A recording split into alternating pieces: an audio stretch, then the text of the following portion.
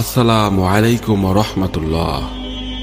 আল্লাহ তাআলার ভালোবাসা যে কোনো মুমিনের জীবনের সবচেয়ে বড় কামনা, সবচেয়ে বড় চাওয়া এবং সবচেয়ে বড় স্বপ্ন হওয়া উচিত।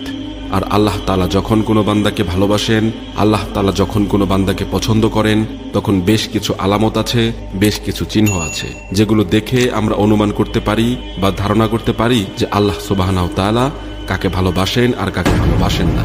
আল্লাহ তাআলার ভালোবাসার যে সকল আলামতের কথা নবী করিম সাল্লাল্লাহু আলাইহি সাল্লামের হাদিসে এসেছে, আজকের ভিডিওতে তার মধ্য থেকে আমরা 4টি বিশেষ আলামতের কথা উল্লেখ করব ইনশাআল্লাহ। আশা করি ভিডিওটি শেষ পর্যন্ত দেখবেন এবং আলামতগুলি আপনার সাথে মিলছে কিনা সে বিষয়টি খেয়াল রাখবেন। প্রথম আলামত হলো, প্রায় বেশিরভাগ হাদিসের কিতাবে বর্ণিত হয়েছে এবং রাসূল করিম সাল্লাল্লাহু আলাইহি সাল্লাম ইরশাদ করেছেন, আল্লাহ সুবহানাহু ওয়া তাআলা যখন কোনো বান্দাকে ভালোবাসেন তখন তিনি জিবরাইল আলাইহিস সালামকে নির্দেশ করে বলেন যে অমুককে তার অমুক আমলের কারণে, তার চিন্তাধারার কারণে, তার চলাফেরার বিশুদ্ধ উপায় এবং পদ্ধতির কারণে আমি তাকে ভালোবাসি। আল্লাহ তাআলা যখন তার ভালোবাসার কথা জানিয়ে দেন তখন তিনি জিবরাইল আলাইহিস সালামকে নির্দেশ করেন যে তুমিও তাকে ভালোবাসো। তখন জিবরাইল আলাইহিস সালাম আসমানে ঘোষণা করে দেন যে আল্লাহ অমুক ব্যক্তিকে ভালোবেসেছেন, তাই আল্লাহ নির্দেশ করেছেন উক্ত ব্যক্তিকে ভালোবাসার, তাই তোমরাও তাকে ভালোবাসো। তখন আসমানওয়ালারা অর্থাৎ ফেরেশতারা সকলে তার প্রতি ভালোবাসা প্রকাশ করেন। তখন আল্লাহ সুবহানাহু ওয়া তাআলা স্বয়ংক্রিয়ভাবে পৃথিবীতে যারা বসবাস করে তাদের অন্তরে ওই ব্যক্তির প্রতি ভালোবাসা সৃষ্টি করে দেন। আর একইভাবে আল্লাহ তাআলা যদি কাউকে ঘৃণা করেন, কাউকে অপছন্দ করেন, তখন একইভাবে জিবরাইল আলাইহিস সালামকে ডেকে বলেন, আমি অমুককে তার কর্মের কারণে অপছন্দ করি, তাই তুমিও অপছন্দ করো। এতে আসমানওয়ালারাও তাকে অপছন্দ করে আর জমিনওয়ালারা বা পৃথিবীবাসীরাও তাকে অপছন্দ করতে থাকে। হাদিসটা থেকে বোঝা গেল যে আল্লাহ সুবহানাহু ওয়া তাআলা যখন কাউকে ভালোবাসেন তার একটি আলামত হলো যে পৃথিবীতে বেশিরভাগ মানুষ বা সচরাচর তাকে যারা চেনে জানে তাদের সকলের ভালোবাসা তার প্রতি আল্লাহ তাআলা সৃষ্টি করে দেন। এখন আপনারা কেউ কেউ বলতে পারেন, তাহলে আমরা অনেক তথাকথিত তারকা, অভিনেতা, জনপ্রিয় শিল্পী আর বিভিন্ন সেক্টরের মিডিয়া ব্যক্তিত্ব যাদেরকে আমরা দেখি তারা খুব জনপ্রিয়, তাদেরকে অনেক মানুষ অনেক বেশি ভালোবাসে, তাদের অনেক ফ্যান ফলোয়ার বা ভক্ত পাওয়া যায়, তাহলে তার মানে কি এদেরকে আল্লাহ তাআলা অনেক ভালোবাসেন বা বেসেছেন? আসমানের ফেরেশতারা এবং জিবরাইল আলাইহিস সালাম তাদেরকে ভালোবেসেছেন, তাই পৃথিবীতে সবাই তাদেরকে পছন্দ করে, তাই তাদের এত এত ফ্যান ফলোয়ার আছে? ব্যাপারটা কি তাই? না প্রিয় ভাই, আসলে ব্যাপারটি তা নয়। এখানে জমিনওয়ালাদের বা দুনিয়ার মানুষদের ভালোবাসা বলতে মুমিনদের, ইমানদারদের বা নেককার মানুষদের ভালোবাসাকে বোঝানো হয়েছে। যারা সৎকর্মশীল, যারা ভালো কাজ করতে চায়, যারা আদর্শবান, যারা মুত্তাকি, যারা পরহেজগার, এদের ভালোবাসা আল্লাহ তাআলা সচরাচর এরকম ব্যক্তিকেই দান করেন যে ব্যক্তি নিজে আল্লাহ তাআলার কাছে প্রিয় হয়েছেন তার কর্মের মাধ্যমে। তখন ওই ব্যক্তির জন্য আল্লাহ তাআলা অদৃশ্য এক ভালোবাসা দুনিয়ার মানুষের অর্থাৎ মুমিনদের, মুত্তাকিদের অন্তরে দান করে থাকেন। তাহলে ভালো মানুষেরা যাকে ভালোবাসবে, নেককাররা যাকে ভালোবাসবে, মুত্তাকিরা যাকে ভালোবাসবে, বুঝতে হবে ওই লোকটাকে আল্লাহ তাআলাও ভালোবাসেন। এটা হলো আল্লাহ তাআলার ভালোবাসার একটা আলামত, একটা নিশানা। আর এজন্য আমাদেরকে জনপ্রিয়তা মানুষের কাছে চেয়ে বেড়ানোর প্রয়োজন নেই। এই হাদিস বলছে, যদি কেউ চায় যে সকল ভালো মানুষেরা তাকে ভালোবাসুক, তাহলে সে ভালো পথে চলুক। সে ভালো পথে চললে আল্লাহ তাআলাই তার প্রতি মানুষের ভালোবাসা সৃষ্টি করে দেবেন অটোমেটিক ভাবেই। আল্লাহ পাক আমাদের তৌফিক দিন। দ্বিতীয় আলামত, আল্লাহ তাআলা যখন কোনো মানুষকে ভালোবাসেন, কাউকে পছন্দ করেন, সেটা আমরা কিভাবে বুঝবো? তার দ্বিতীয় আলামতটি হলো, আল্লাহ যাকে ভালোবাসেন তাকে বিপদ আপদ দেন, তাকে নানাবিধ মুসিবত দেন, তাকে কষ্ট দেন। এটা হলো একটা আলামত যে আল্লাহ সুবহানাহু ওয়া তাআলা ওই লোকটাকে ভালোবাসেন। এই বিষয়ে সুনানে তিরমিজির এক হাদিসে রাসূল সাল্লাল্লাহু আলাইহি সাল্লাম ইরশাদ করেছেন, আর যখন আল্লাহ তাআলা কোনো মানুষকে, কোনো জাতিকে ভালোবাসেন তখন তাদের পরীক্ষা নেন, তাদেরকে মুসিবত দেন, কষ্ট দেন, রোগে শোকে অসুবিধায় ফেলে নানাভাবে আল্লাহ তাআলা তাদেরকে পরীক্ষা করেন। এই যে বিপদ আপদে ফেলে দেয়া, এটা কিন্তু আল্লাহ সুবহানাহু ওয়া তাআলার ভালোবাসার একটি আলামত। আল্লাহর এই কষ্টে, পরীক্ষায় যে ব্যক্তি সন্তুষ্ট হয়ে যায়, আল্লাহর ফয়সালাকে মেনে নেয়, তার জন্য আল্লাহর সন্তুষ্টি অবধারিত হয়েছে। আর যে ব্যক্তি আল্লাহর এই ফয়সালায়, আল্লাহর এই কষ্ট দেওয়ায় অসন্তুষ্ট হয়ে যায়, আল্লাহর ফয়সালাকে মেনে নিতে পারে না, ইমানের গুরুত্বপূর্ণ একটা পয়েন্ট এই বিষয়টি যে ব্যক্তি অর্জন করতে পারে না, বরং হা হুতাশ করে, অস্থির হয়ে গালমন্দ শুরু করে দেয়, আল্লাহর ফয়সালাকে অ্যাভয়েড করে, আল্লাহ আর কোনো লোক দেখেননি, শুধু আমার উপর সব বিপদ আপদ ঢেলে দিয়েছেন, এই টাইপের কথাবার্তা বলে, তখন ওই ব্যক্তির জন্য আল্লাহর পক্ষ থেকে অসন্তুষ্টি অবধারিত রয়েছে। তাহলে এই হাদিস থেকে বোঝা গেল, আমাদের সমাজে অনেক লোক আছে যাদেরকে আমরা দেখি তারা বেশিরভাগ সময় বিপদ আপদে বা মুসিবতে থাকে, কষ্টে থাকে, তাদের কষ্ট দূর হয় না। তাদেরকে দেখে আমরা অনেক সময় বলে ফেলি যে এই লোকটা আল্লাহর কাছে না জানি কতটা অপছন্দনীয়, আল্লাহ তাআলার কাছে কতটা অপ্রিয় হলে, কতটা নাফরমান হলে তার বিপদ আপদ দূর হয় না, আল্লাহ একের পর এক তাকে বিপদে ফেলছে। তাহলে বোঝা গেল এরকম মন্তব্য করা একেবারেই মূর্খতার পরিচয় এটা কোনো মুমিনের মন্তব্য নয় এবং হতেও পারে না, বরং হাদিস থেকে বোঝা যায় আল্লাহ কোনো মানুষকে ভালোবাসলে অবশ্যই তার পরীক্ষা নেন, তাকে বিপদ দেন, তাকে মুসিবত দেন। কাজেই আমাদের জীবনে যখন বিপদ আপদ মুসিবত আসবে, এই হাদিসটা আমরা মাথায় রাখবো ইনশাল্লাহ। আল্লাহ আমাকে পরীক্ষা করছেন মানে আল্লাহ আমাকে ভালোবাসেন। মনে রাখবেন, পরীক্ষা তো তার জন্যই যে রেজিস্ট্রেশন করে, যে ভর্তি হয়, যাকে কোনো শিক্ষক বা শিক্ষা প্রতিষ্ঠান নিজের মনে করে তারই পরীক্ষা নেয়। যাকে কোনো শিক্ষক বা শিক্ষা প্রতিষ্ঠান নিজের মনে করে না, যার কোনো রেজিস্ট্রেশন নেই, যার কোনো প্রতিষ্ঠান নেই, তার কোনো পরীক্ষার ব্যবস্থাও নেই। কাজেই আল্লাহ তাআলা যার পরীক্ষা নিচ্ছেন, যাকে বিপদে ফেলছেন, এর মানেই হলো আল্লাহ তাআলা তাকে নিজের মনে করেন এবং তাকে ভালোবাসেন। তাহলে দুনিয়ার জীবনের যে কোনো পরীক্ষায় কখনোই হতাশ হবেন না, ভয় পাবেন না। কোরআনে কারিমে আল্লাহ তাআলা বিভিন্ন নবী রাসূলের ঘটনা বলেছেন। এর ভিতরে সবচেয়ে কঠিন পরীক্ষা যার জীবনে এসেছে তিনি ছিলেন নবী ইব্রাহিম আলাইহিস সালাম। ইব্রাহিম আলাইহিস সালামের সম্পর্কে আল্লাহ সুবহানাহু ওয়া তাআলা কোরআনে কারিমে একাধিক জায়গায় বলেছেন। তার কি কি পরীক্ষা নিয়েছেন ও কেন নিয়েছেন তাও বলেছেন। অথচ খেয়াল করে দেখুন, আল্লাহ কিন্তু ফেরাউনের পরীক্ষা নেননি। আল্লাহ তো বলেননি যে আল্লাহ নমরুদের পরীক্ষা নিয়েছেন। আল্লাহ এটাও বলেননি যে আল্লাহ আবু জাহেলের পরীক্ষা নিয়েছেন, আবু লাহাবের পরীক্ষা নিয়েছেন। এর কারণ কি? তারা তো কোনো স্টুডেন্টই না, তারা তো আল্লাহর বান্দাই না, নেককার বান্দাও না, মুমিন বান্দাও না, যার কারণে তাদের পরীক্ষা নিয়ে কোনো প্রশ্নই আসে না। কাজে যার জীবনে বিপদ আছে, সে যদি ইমানদার হয়ে থাকে তাহলে তার বুঝতে হবে যে আল্লাহর কাছে কোনো না কোনো কারণে সে প্রিয় হয়েছেন। প্রিয় ভাই, মনে রাখবেন, আল্লাহ আপনার জন্য যে ফয়সালা করেছেন সেটা নিশ্চয়ই আপনি নিজের জন্য যে ফয়সালা করেছেন তার চেয়ে 1000 গুণ বেটার হবে ইনশাল্লাহ, এতে কোনো সন্দেহ নেই। কাজেই কঠিন পরীক্ষায় ব্যাকুল এবং অস্থির হওয়া যাবে না। আল্লাহ তাআলা আমাদেরকে বোঝার তৌফিক দান করুন। তৃতীয় আলামত, আল্লাহ যখন আমাদের কাউকে ভালোবাসেন তার তৃতীয় আলামত কি? এটা বড় জটিল আলামত, বড় কঠিন আলামত। আর সেই আলামতটি হলো আল্লাহ তাআলা তাকে দুনিয়া থেকে দূরে সরিয়ে রাখেন। দুনিয়ার স্রোতের সাথে মিশে হাবুডুবু খেয়ে একাকার হয়ে যাওয়া থেকে আল্লাহ তাআলা তাকে হেফাজত করেন। আমাদের মধ্যে অনেকে আমরা শুধু দুনিয়া চাই, পদ পদবী, অর্থকড়ি, টাকা পয়সা, প্রভাব প্রতিপত্তিকে চাই। কিন্তু আল্লাহ সুবহানাহু ওয়া তাআলা যখন কিছু মানুষকে ভালোবাসেন এগুলো থেকে দূরে সরিয়ে রাখেন। সে চাইলেও বেশিরভাগ সময় তার কাজগুলো তার প্ল্যান মোতাবেক হয় না। আল্লাহ তাআলা তাকে দুনিয়া থেকে পরিকল্পিতভাবে বাই প্ল্যান ইচ্ছাপূর্বক সরিয়ে রাখেন। কিন্তু কেন? কারণ সে ওই জায়গায় গেলে ক্ষতিগ্রস্ত হবে। সে যদি দুনিয়ার সকল লোভ লালসার সাথে মিশে যায় তাহলে সে নিশ্চিত ধ্বংস হয়ে যাবে। আল্লাহ তাআলা তাকে বাঁচিয়ে রাখেন। এই প্রসঙ্গে সুনানে তিরমিজির অনেকগুলো হাদিসে বর্ণিত হয়েছে। রাসূল সাল্লাল্লাহু আলাইহি সাল্লাম বলেছেন, তোমাদের কোনো প্রিয়জন অসুস্থ হলে যে রোগে পানি টাচ করলে অসুবিধা হবে তাকে যেরকম তোমরা পানি থেকে বাঁচিয়ে রাখো, তাই আল্লাহ তাআলা যখন কোনো মানুষকে ভালোবাসেন, আল্লাহ ভালোবাসার মানুষটাকে দুনিয়া থেকে এরকম বাঁচিয়ে রাখেন। এখন চিন্তা করুন, আমাদের জীবনের যত অপ্রাপ্তি, যত চাওয়া পাওয়া আমাদের পূরণ হলো না, আল্লাহ তাআলা এটা পরিকল্পিতভাবে আমাদেরকে ভালোবাসেন বিধায় এখান থেকে সরিয়ে রেখেছেন। তাহলে দুনিয়াতে আমি যা হারালাম পেলাম কিন্তু তার থেকে অনেক বড় কিছু। আল্লাহর ভালোবাসা পেলাম, আল্লাহর পছন্দের মানুষের তালিকায় চলে গেলাম, অনন্ত অসমকালের সুখ সমৃদ্ধির ব্যবস্থা আমার হয়ে গেল। অতএব দুনিয়ার কোনো কিছু না পেলে মুমিন কখনো বিচলিত হয়ে পাগলপাড়া হয়ে যায় না। আমি শুধু একটি হাদিসই উল্লেখ করলাম। একই অর্থের একই বিষয়কে প্রমাণ করে নানা মুখে এরকম বিভিন্ন রকমের হাদিস পাওয়া যায়। এই সবগুলো হাদিসের খোলাসা কথা একটাই, আর তা হলো আল্লাহ তার প্রিয় বান্দাদেরকে সচরাচর দুনিয়া থেকে একটু দূরে সরিয়ে রাখেন। এর মানে কিন্তু আবার এটা না যে আল্লাহ তাআলা কাউকে দুনিয়া দিলে তার মানে সে আল্লাহর কাছে ঘৃণিত ব্যক্তি। না, ব্যাপারটা সম্পূর্ণ এরকম না। আল্লাহ তার প্রিয় বান্দাদেরকে কাউকে কাউকে দুনিয়াও দিয়েছেন। যেমন উসমান রাদিয়াল্লাহু তাআলা আনহুকে আল্লাহ তাআলা দুনিয়া দিয়েছেন, আবার তাকে আল্লাহ তাআলা ভালোবাসতেন। হযরত সুলাইমান আলাইহিস সালামকে আল্লাহ তাআলা দুনিয়া দিয়েছেন, আবার তাকে ভালোবাসতেন। দাউদ আলাইহিস সালামকে আল্লাহ তাআলা দুনিয়া দিয়েছেন, আবার তাকে ভালোবেসেছেন। এভাবে বহু মানুষকে আল্লাহ সুবহানাহু ওয়া তাআলা দুনিয়া দিয়েছেন, আবার তাদেরকে ভালোবাসাও দিয়েছেন। যাদের পয়সা কড়ি আছে তারা সবসময় আল্লাহর শত্রু এরকম মনে করারও কোনো কারণ নেই।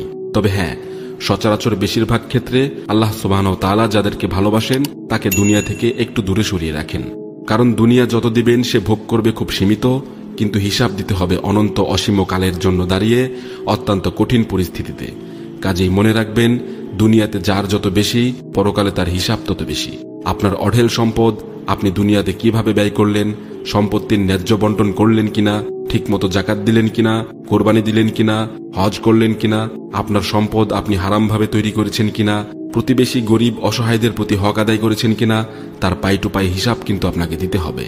অন্যথায় পরকালে আপনার দুনিয়ার জীবনের এই অঢেল সম্পত্তি আপনার জন্য অঢেল কষ্ট এবং শাস্তির কারণ হয়ে দাঁড়াবে। কাজে আল্লাহ আপনাকে ভালোবেসে যা দিবেন শুকরিয়া আদায় করবেন এবং সর্বদা সন্তুষ্ট থাকবেন।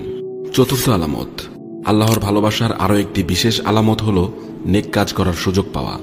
আল্লাহ যদি কাউকে নেক কাজ করার সুযোগ দেন, ভালো কাজ করার সুযোগ দেন, তৌফিক হয় ভালো কাজ করার, ভালো পথে চলার সুযোগ দেন, তাহলে এর মানে হলো আল্লাহ তাআলা তাকে ভালোবাসেন। বিভিন্ন হাদিস থেকে আমরা জানতে পারি এই বিষয়টি। রাসূল সাল্লাল্লাহু আলাইহি সাল্লাম যেমন এক হাদিসে বলেছেন, আল্লাহ তাআলা যখন কারোর কল্যাণ চান অথবা তাকে দিয়ে কল্যাণকর কাজ করাতে চান, তখন তাকে তার দ্বীনের সঠিক বুঝ দান করেন, দ্বীনের নলেজ, দ্বীনের ইলম আল্লাহ তাআলা দান করেন। ইলম পাওয়া, ভালো কাজ করতে পারা, ইবাদত করতে পারা, এটাও আল্লাহ সুবহানাহু তাআলার ভালোবাসা পাওয়ার অন্যতম একটি আলামত এবং লক্ষণ। আল্লাহ সুবহানাহু তাআলা আমাদের সবাইকে দ্বীনের সঠিক বুঝ দান করুন এবং তার প্রিয় বান্দা হওয়ার তৌফিক দান করুন। আমিন। আসসালামু আলাইকুম ওয়া রাহমাতুল্লাহ। আল্লাহ তাআলার ভালোবাসা যে কোনো মুমিনের জীবনের সবচেয়ে বড় কামনা, সবচেয়ে বড় চাওয়া এবং সবচেয়ে বড় স্বপ্ন হওয়া উচিত। আর আল্লাহ তাআলা যখন কোনো বান্দাকে ভালোবাসেন, আল্লাহ তাআলা যখন কোনো বান্দাকে পছন্দ করেন, তখন বেশ কিছু আলামত আছে, বেশ কিছু চিহ্ন আছে, যেগুলো দেখে আমরা অনুমান করতে পারি বা ধারণা করতে পারি যে আল্লাহ সুবহানাহু তাআলা কাকে ভালোবাসেন আর কাকে ভালোবাসেন না। আল্লাহ তাআলার ভালোবাসার যে সকল আলামতের কথা নবী করিম সাল্লাল্লাহু আলাইহি সাল্লামের হাদিসে এসেছে, আজকের ভিডিওতে তার মধ্য থেকে আমরা 4টি বিশেষ আলামতের কথা উল্লেখ করব ইনশাআল্লাহ। আশা করি ভিডিওটি শেষ পর্যন্ত দেখবেন এবং আলামতগুলি আপনার সাথে মিলছে কিনা সে বিষয়টি খেয়াল রাখবেন। প্রথম আলামত হলো, প্রায় বেশিরভাগ হাদিসের কিতাবে বর্ণিত হয়েছে এবং রাসূল করিম সাল্লাল্লাহু আলাইহি সাল্লাম ইরশাদ করেছেন, আল্লাহ সুবহানাহু তাআলা যখন কোনো বান্দাকে ভালোবাসেন তখন তিনি জিবরাইল আলাইহিস সালামকে নির্দেশ করে বলেন যে অমুককে তার অমুক আমলের কারণে, তার চিন্তাধারার কারণে, তার চলাফেরার বিশুদ্ধ উপায় এবং পদ্ধতির কারণে আমি তাকে ভালোবাসি। আল্লাহ তাআলা যখন তার ভালোবাসার কথা জানিয়ে দেন, তখন তিনি জিবরাইল আলাইহিস সালামকে নির্দেশ করেন যে তুমিও তাকে ভালোবাসো। তখন জিবরাইল আলাইহিস সালাম আসমানে ঘোষণা করে দেন যে আল্লাহ অমুক ব্যক্তিকে ভালোবেসেছেন, তাই আল্লাহ নির্দেশ করেছেন উক্ত ব্যক্তিকে ভালোবাসার, তাই তোমরাও তাকে ভালোবাসো। তখন আসমানওয়ালারা অর্থাৎ ফেরেশতারা সকলে তার প্রতি ভালোবাসা প্রকাশ করেন। তখন আল্লাহ সুবহানাহু তাআলা স্বয়ংক্রিয়ভাবে পৃথিবীতে যারা বসবাস করে তাদের অন্তরে ওই ব্যক্তির প্রতি ভালোবাসা সৃষ্টি করে দেন। আর একইভাবে আল্লাহ তাআলা যদি কাউকে ঘৃণা করেন, কাউকে অপছন্দ করেন, তখন একইভাবে জিবরাইল আলাইহিস সালামকে ডেকে বলেন, আমি অমুককে তার কর্মের কারণে অপছন্দ করি, তাই তুমিও অপছন্দ করো। এতে আসমানওয়ালারাও তাকে অপছন্দ করে আর জমিনওয়ালারা বা পৃথিবীবাসীরাও তাকে অপছন্দ করতে থাকে। হাদিসটা থেকে বোঝা গেল যে আল্লাহ সুবহানাহু তাআলা যখন কাউকে ভালোবাসেন তার একটি আলামত হলো যে পৃথিবীতে বেশিরভাগ মানুষ বা সচরাচর তাকে যারা চেনে জানে তাদের সকলের ভালোবাসা তার প্রতি আল্লাহ তাআলা সৃষ্টি করে দেন। এখন আপনারা কেউ কেউ বলতে পারেন, তাহলে আমরা অনেক তথাকথিত তারকা, অভিনেতা, জনপ্রিয় শিল্পী আর বিভিন্ন সেক্টরের মিডিয়া ব্যক্তিত্ব যাদেরকে আমরা দেখি তারা খুব জনপ্রিয়, তাদেরকে অনেক মানুষ অনেক বেশি ভালোবাসে, তাদের অনেক ফ্যান ফলোয়ার বা ভক্ত পাওয়া যায়, তাহলে তার মানে কি এদেরকে আল্লাহ তাআলা অনেক ভালোবাসেন বা বেসেছেন? আসমানের ফেরেশতারা এবং জিবরাইল আলাইহিস সালাম তাদেরকে ভালোবেসেছেন, তাই পৃথিবীতে সবাই তাদেরকে পছন্দ করে, তাই তাদের এত এত ফ্যান ফলোয়ার আছে? ব্যাপারটা কি তাই? না প্রিয় ভাই, আসলে ব্যাপারটি তা নয়। এখানে জমিনওয়ালাদের বা দুনিয়ার মানুষদের ভালোবাসা বলতে মুমিনদের, ইমানদারদের বা নেককার মানুষদের ভালোবাসাকে বোঝানো হয়েছে। যারা সৎকর্মশীল, যারা ভালো কাজ করতে চায়, যারা আদর্শবান, যারা মুত্তাকি, যারা পরহেজগার, এদের ভালোবাসা আল্লাহ তাআলা সচরাচর এরকম ব্যক্তিকেই দান করেন যে ব্যক্তি নিজে আল্লাহ তাআলার কাছে প্রিয় হয়েছেন তার কর্মের মাধ্যমে। তখন ওই ব্যক্তির জন্য আল্লাহ তাআলা অদৃশ্য এক ভালোবাসা দুনিয়ার মানুষের অর্থাৎ মুমিনদের, মুত্তাকিদের অন্তরে দান করে থাকেন। তাহলে ভালো মানুষেরা যাকে ভালোবাসবে, নেককাররা যাকে ভালোবাসবে, মুত্তাকিরা যাকে ভালোবাসবে, বুঝতে হবে ওই লোকটাকে আল্লাহ তাআলাও ভালোবাসেন। এটা হলো আল্লাহ তাআলার ভালোবাসার একটা আলামত, একটা নিশানা। আর এজন্য আমাদেরকে জনপ্রিয়তা মানুষের কাছে চেয়ে বেড়ানোর প্রয়োজন নেই। এই হাদিস বলছে, যদি কেউ চায় যে সকল ভালো মানুষেরা তাকে ভালোবাসুক, তাহলে সে ভালো পথে চলুক। সে ভালো পথে চললে আল্লাহ তাআলাই তার প্রতি মানুষের ভালোবাসা সৃষ্টি করে দেবেন অটোমেটিক ভাবেই। আল্লাহ পাক আমাদের তৌফিক দিন। দ্বিতীয় আলামত, আল্লাহ তাআলা যখন কোনো মানুষকে ভালোবাসেন, কাউকে পছন্দ করেন, সেটা আমরা কিভাবে বুঝবো? তার দ্বিতীয় আলামতটি হলো, আল্লাহ যাকে ভালোবাসেন তাকে বিপদ আপদ দেন, তাকে নানাবিধ মুসিবত দেন, তাকে কষ্ট দেন। এটা হলো একটা আলামত যে আল্লাহ সুবহানাহু তাআলা ওই লোকটাকে ভালোবাসেন।